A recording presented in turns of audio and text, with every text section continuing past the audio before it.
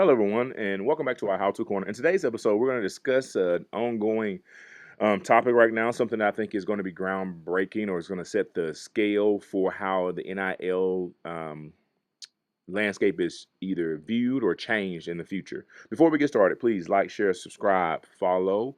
Also, comment, leave questions in the comment, and we would definitely be happy to answer those questions. All right, so today's talk is titled Will Damon Williams Jr. Exposed to NCAA? Now, if anybody's been sleeping underneath a rock for the past week or so, he has literally just decided to jump in the transfer portal, which is not the problem. The problem is that he did it after he signed a contract to come back to the University of Washington for $4 million, if I'm not mistaken. And this is after his agent negotiated all of this for him. So as a result, since that time, his agent has dropped him. Now, there's a lot of back and forth that we're going to discuss in this talk, okay? Because I think a lot of people are not understanding what this means for the future, especially for the player. So, let's get going. Now, the agenda for today, we're going to talk about who he is as a player, what is the real NIL as far as how it associates player institution. Will the court/law get involved? How will Damon Williams Jr. transferring change the landscape of NIL and contracts? And then will the NCAA make some changes to save face or just let the actual world of NIL run wild? These are all talking points that we have to discuss. So let's get started with the player. Damon Williams Jr. Out of high school, he's in Chandler, Arizona. He was nationally ranked, regardless of his position, 206. QB nationally ranked. He was number 13 QB ranked nationally, and then in the state he was number 4 best prospect. Now, some of the intangibles as far as his physical and his actual mental ability, strong arm talent, very mobile, has a high football IQ based on those things they talked about doing his recruiting. Now, he has some things to pretty much, lean on and hang his hat on because this is what allowed him to be able to negotiate with an assistant of his agent an actual $4 million deal with UW.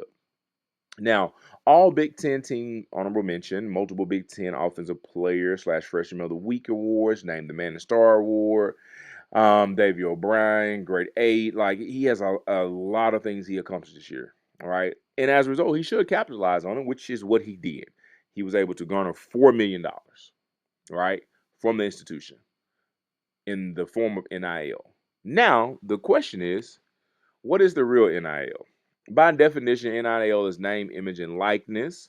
But the actual definition, as far as what it looks like in the real world, is use players as pawns on a chessboard in order to make millions, while the universities make billions.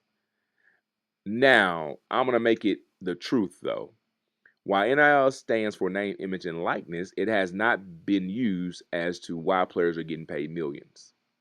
This is totally a pay for play.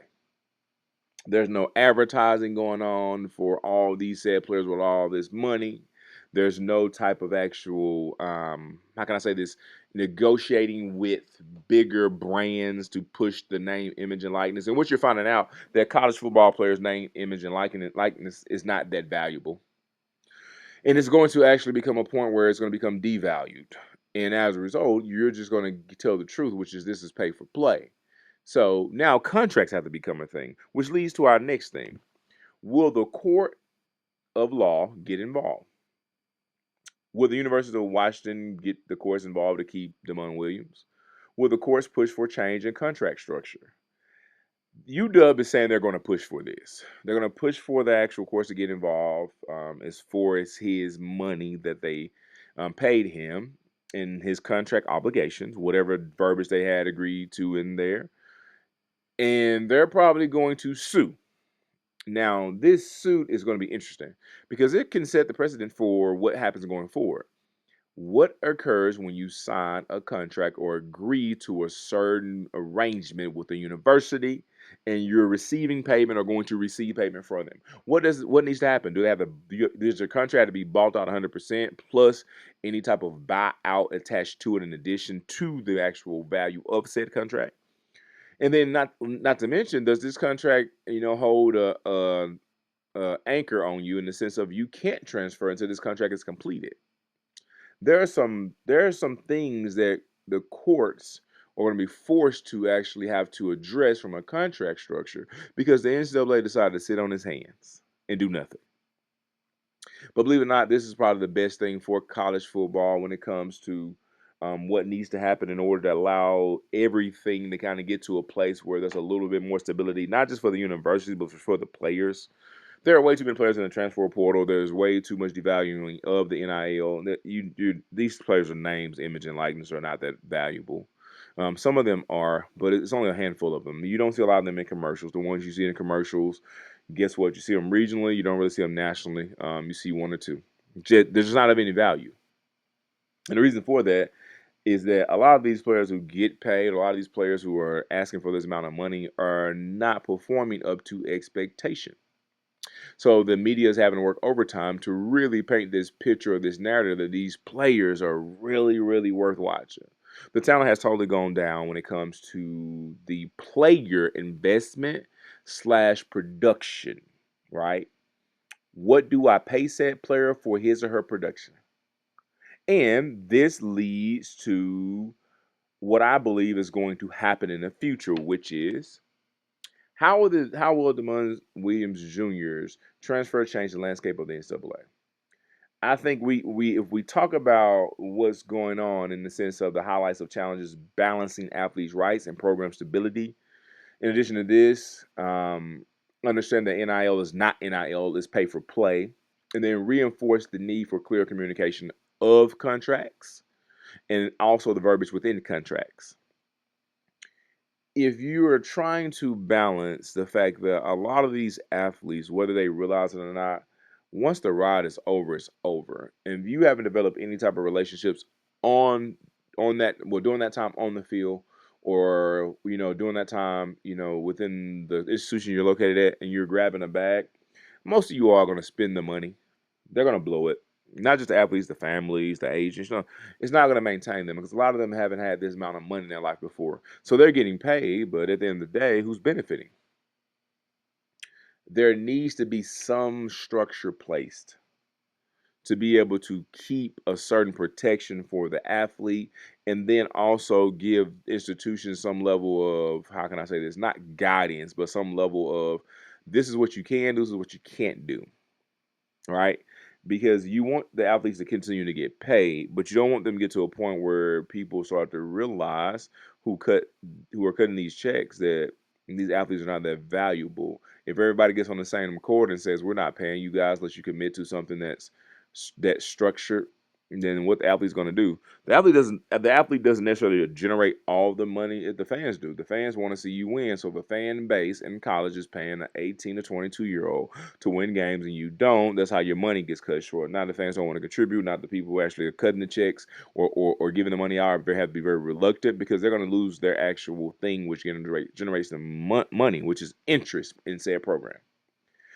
Now, as soon as they figure this out and kill this whole world of NIL and just get to the world of pay for play and make these situations a little bit more, probably a little more concise and clear, I think this will get to a place where the NCAA can make the changes necessary and or, and they can probably prevent it from running too wild.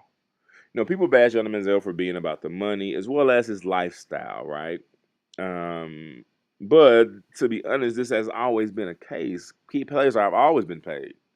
It's just now that more players are able to get paid because it's above board. But players have always been getting paid.